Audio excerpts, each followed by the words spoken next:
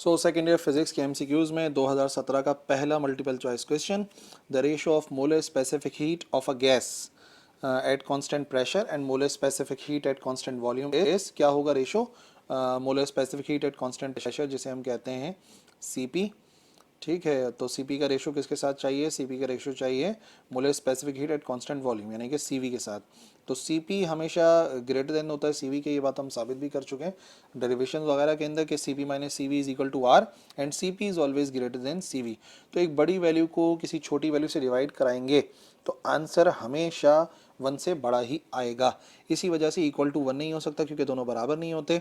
ठीक है, less than 1 नहीं हो सकता क्योंकि सीपी कम नहीं होता सीवी से, इक्वल टू 0 भी नहीं हो सकता। तो ये बात याद रखनी है, सीपी क्योंकि सीवी से बड़ा होता है तो इसका आंसर हमेशा आएगा greater than 1। Question number 2, an equipotential on equipotential surface work done in moving charge particle is. ठीक है, अगर किसी चार्ज पार्टिकल को इक्विपोटेंशियल सरफेस में आप मूव कराते हैं तो आप कितना वर्क करते हैं, सो उसका आंसर है 0, हम कोई वर्क नहीं करते। अगर इक्विपोटेंशियल सरफेस है, ऐसा समझ लो कि एक सरफेस जिसमें पोटेंशियल इक्वल है। ठीक है, पोटेंशियल का कोई फर्क ही नहीं है, इक्विपोटेंशियल का मतलब कि जो दो पॉइंट जहाँ पे हम मूव करा रहे हैं उनका दोनों का पोटेंशियल इक्वल है, तो चार्ज को मूव कराने में कोई भी वर्क डन करना ही नहीं पड़ेगा। दैट्स वाई सेकंड का करेक्ट आंसर होगा 0।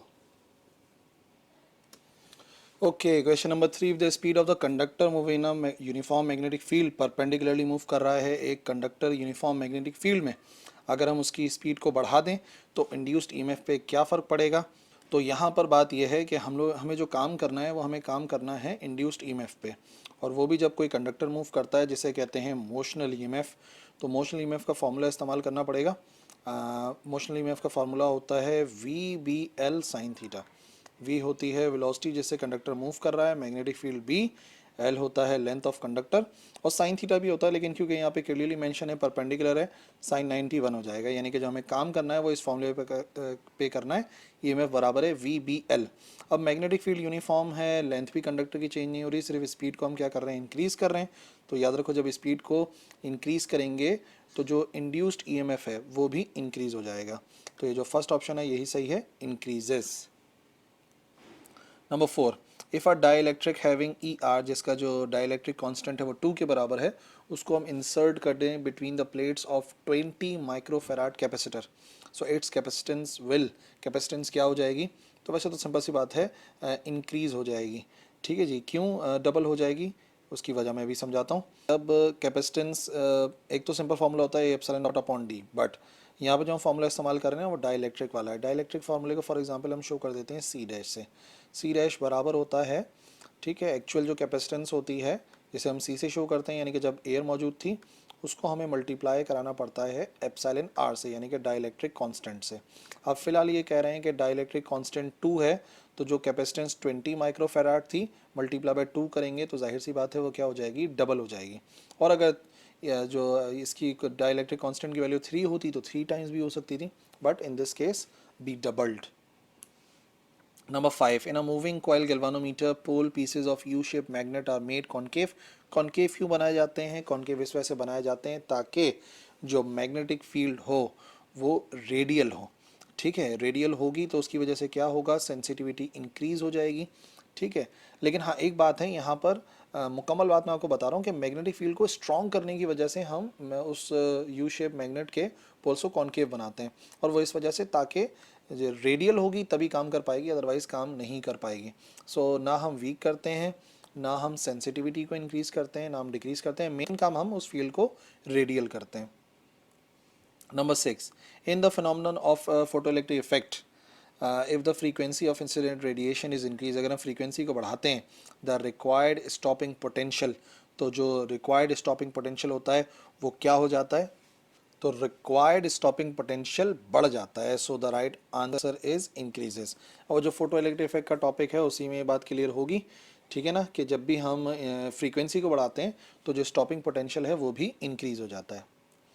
Number 7, when the condition R1 divide by R2 is equal to R3 divide by R4 satisfy हो जाती है व्हीटस्टोन ब्रिज में, तो जो करंट होता है गैल्वानोमीटर में वो कितना हो जाता है, तो याद रखो balanced condition for Wheatstone bridge का मतलब ये है कि गैल्वानोमीटर से पास होने वाला करंट बराबर हो जाता है जीरो के, and galvanometer shows no deflection, तभी इसको हम क्या कहते हैं, condition for balanced Wheatstone bridge. Number 8, the number of energy levels required for laser production. Laser production के लिए कितने एनर्जी लेवल्स की ज़रूरत होती है, लेजर प्रोडक्शन के लिए हमें ज़रूरत होती है 3 एनर्जी लेवल की। कौन कौन से, ग्राउंड स्टेट चाहिए, एक्साइटेड स्टेट चाहिए, और तीसरी चाहिए मेटास्टेबल स्टेट। जैसे ही तीनों स्टेट मिल जाती हैं तो हम देखते हैं कि हम लेज़र को प्रोड्यूस करवा सकते हैं। Number 9, as time passes the rate of decay of radioactive element. ठीक है, तो ये तो law of radioactive decay ही है कि भाई बात ये है कि जब टाइम गुजरता रहता है तो जो रेट ऑफ डीके है रेडियो एक्टिव एलिमेंट का वो होता रहता है डिक्रीज, और अच्छा खासा डिक्रीज होता है। ठीक है ना, law of radioactive decay का जो ग्राफ है वह है इस कम का कि पहले आप देखोगे तो तेज़ी से डीके होता है, जैसे जैसे नंबर ऑफ एटम्स कम होते रहते हैं यानी कि टाइम गुजरता रहता है तो जो रेट ऑफ डीके है वो होता रहता है decrease. In a semiconductor the energy gap between the valence band and conduction band. ठीक है, सेमीकंडक्टर की बात हो रही है, तो सेमीकंडक्टर में जो वैलेंस बैंड और कंडक्शन बैंड में गैप होता है वो होता है काफ़ी नैरो। ठीक है, अगर कंडक्टर होता तो हम कहते हैं नॉट प्रेजेंट, और अगर होता इंसुलेटर तो हम कहते हैं wide, but for semiconductors valence band और कंडक्शन बैंड में जो गैप होता है वो बिल्कुल नैरो होता है। Number 11, the EMF of combination of three cells, तीन सेल और each of 2 volts connected in parallel।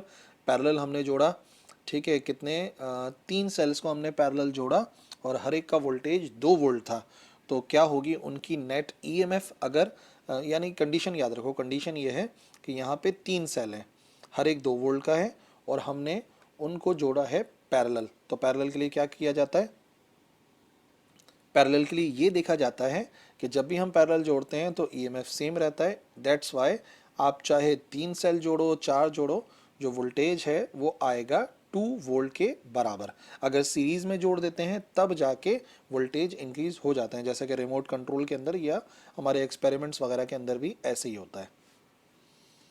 Number 12, the area enclose by PV diagram of Carnot cycle. ठीक है, ये हम ऑलरेडी डिस्कस कर चुके हैं। PV diagram of Carnot cycle के अंदर जो एनवलप बनता है, जो एरिया इनक्लोज होता है पीवी डायग्राम से, वो हमें यूजफुल वर्क बताता है जो कि वो कार्नोट इंजन परफॉर्म करेगा। ठीक है ना, सो राइट आंसर होगा useful work. Number 13, a frame of reference is called inertial. Frame of reference कब कहलाता है इनर्शियल, जो कि रोटेटरी हो, जो कि एक्सेलरेटेड हो, जो कि वाइब्रेटरी हो, या जो कि मूव कर रहा हो विद यूनिफॉर्म वेलोसिटी। सो याद रखिए, इनर्शियल फ्रेम ऑफ रेफरेंस वो होता है जो कि या तो रेस्ट में होता है या तो मूव कर रहा होता है विद यूनिफॉर्म वेलोसिटी, और इसी वजह से उसका नाम इनर्शियल था कि भाई जो न्यूटन का फर्स्ट लॉ है यानी कि लॉ ऑफ इनर्शिया वो एप्लीकेबल है, और वो लॉ एप्लीकेबल होता ही सिर्फ दो चीज़ों पर है, एक वो जो कि रेस्ट में हो, या फिर अगर मूव कर भी रहे हैं तो किससे कर रहे होंगे, यूनिफॉर्म वेलोसिटी के साथ।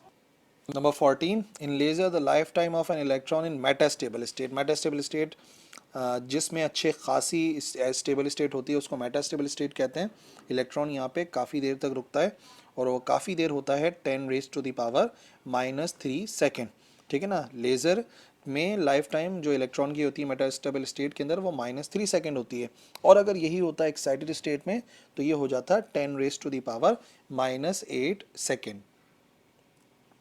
15, if radioactive calcium is taken by man or animal, this percentage of it deposits in the bone of young one। अगर young one होता है तो कितना परसेंटेज जो है वो डिपॉजिट हो जाता है बोन्स में, तो वो है 90%। ठीक है, ये आपको मिलेगा चैप्टर नंबर 20 में, जहाँ पे हम लोग ट्रेसर्स को स्टडी करते हैं, वहीं पर ही डिस्कस किया जाता है कि भाई बात यह है कि अगर तो यंग वन होता है तो 90% कैल्शियम एब्जॉर्ब करता है, और अगर ओल्ड एज में हो कोई पर्सन तो वो सिर्फ 40% ही कैल्शियम को एब्जॉर्ब कर पाता है। नंबर 16, हाई एनर्जी न्यूट्रॉन में be absorb by lithium to produce. अगर हाई एनर्जी न्यूट्रॉन है और वो एब्जॉर्ब करता है लिथियम तो वो क्या प्रोड्यूस करेगा, तो वो प्रोड्यूस करता है 2 अल्फा पार्टिकल को। अगर लिथियम एब्जॉर्ब करता है न्यूट्रॉन को तो वो प्रोड्यूस करेगा 2 अल्फा पार्टिकल को। ठीक है ना, जाहिर सी बात है, हम बात यहाँ पे कर रहे हैं न्यूट्रॉन एब्जॉर्ब कर रहा है, तो लिथियम जैसे ही न्यूट्रॉन को एब्जॉर्ब करेगा, न्यूट्रॉन है वो जिसमें कोई एटॉमिक नंबर नहीं है लेकिन उसका एटॉमिक मास है। तो ऐसा देखा गया है कि 2 अल्फा पार्टिकल्स प्रोड्यूस होते हैं इस नतीजे में। Now question number 17, if the conventional electric current is flowing from top to bottom in a wire, then the direction of magnetic lines of induction, ठीक है, अगर एक कन्वेंशनल इलेक्ट्रिक करंट की डायरेक्शन बता रहे हैं और वो वायर के अंदर, फॉर एग्जांपल एक वायर के अंदर फ्लो कर रही है फ्रॉम टॉप टू बॉटम, तो अगर टॉप टू बॉटम फ्लो कर रही है जो करंट है वो फ्लो कर रहा है, तो मैग्नेटिक लाइंस क्या होंगी, तो भाई इस्तेमाल करना होगा right hand rule. For example आप सपोज कर लें कि आप इस कंडक्टर को अपने राइट हैंड में होल्ड करें और ऐसे होल्ड करें कि जो आपका थंब है वो करंट की डायरेक्शन में हो, यानी कि डाउनवर्ड हो। तो आप देखेंगे कि फिंगर्स का कर्ल किस तरफ है, तो फिंगर्स के कर्ल को देख के आप अंदाज़ा लगा लेंगे कि फिंगर्स का जो कर्ल है वो है in the direction of clockwise. जो आपको फिंगर्स नज़र आएंगी वो अपनी क्लॉकवाइज में नज़र आएंगी। क्लॉकवाइज का मतलब हो गया कि आप देखोगे तो आपको कुछ इस किस्म की यहाँ पर नज़र आएगी, ठीक है ना, इस तरीके से फ्लो हो रही होगी, यानी कि आपकी फिंगर्स ऐसे घूम रही होंगी। और तो इसका मतलब सही ऑप्शन जो होगा हमारा वो होगा क्लॉकवाइज।